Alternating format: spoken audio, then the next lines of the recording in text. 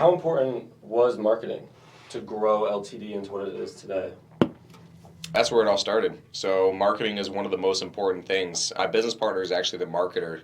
So shout out to Tony, but he's always loved marketing, and me and him were always so much opposite. So he's always like, dude, first thing we do, like our first meeting, he's just like, we need to get a Google number and we need to put out bandit signs that say we buy houses, because if we don't market, we're not going to get anything. I've always been the sales guy, and so I'm used to leads coming in. The dealership, I worked at the dealership, they already had ads that are bringing buyers to us.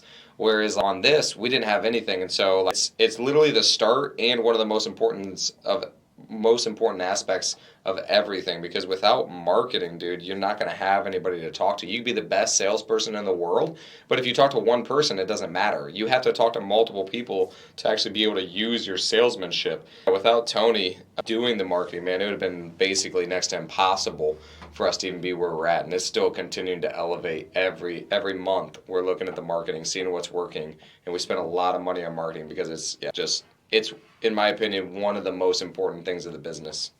You may or may not know this, but can you think of a time where you had to adapt or change your strategies in order to keep on growing? Oh my gosh. All the time, bro. We're in the middle of it right now. And so whenever properties are not selling on the market, we basically have to adopt strategies in order to get them to sell or switch the plan. So we're going from flipping properties, which means we close on them, we fix them up, to a novation, which is basically where it's kind of like a net listing, except for net listings are not allowed, so it's different paperwork and stuff.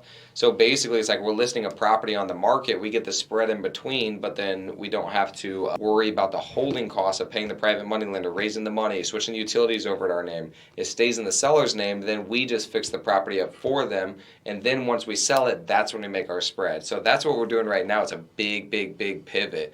That is real estate. That's literally the name of the game of business. That's going to happen all the time. You have to look at what's happening, look at the trajectory that you're on, and then make decisions and switch based on exactly what's happening and make the best decision you can with the information that you have. So that's why I said even earlier, the same skill set's there. We don't know what's going to happen.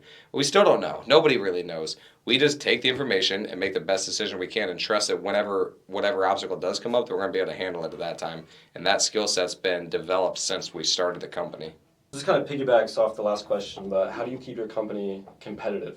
Because real estate's fast changing, fast paced. There's a lot of companies out there that do the same thing as you. So I would say one is going to be the marketing. The marketing is very important for people to know who we are. The second one is going to be the sales aspect of it, or the acquisitions itself. We need to give the customer a good experience, and so that way they go and tell people. And so the amount of reviews that we have more reviews than any other place in Fort Wayne, because we do what we say we're going to do, and so the integrity with our actual word is very important. But so marketing, and then the actual getting the reviews and giving the client a good experience, honestly, I think just creates a big buzz to where more people want to work with us. Also, the marketing also helps with other people who want to sell to us. So wholesalers, other people who do what we do, will sell to us because they're like, all right, dude, we know that they're going to do what they say they're going to do. And so just the amount of influence you have by keeping your word and people knowing who you are and your integrity makes a big difference on who people choose to do business with.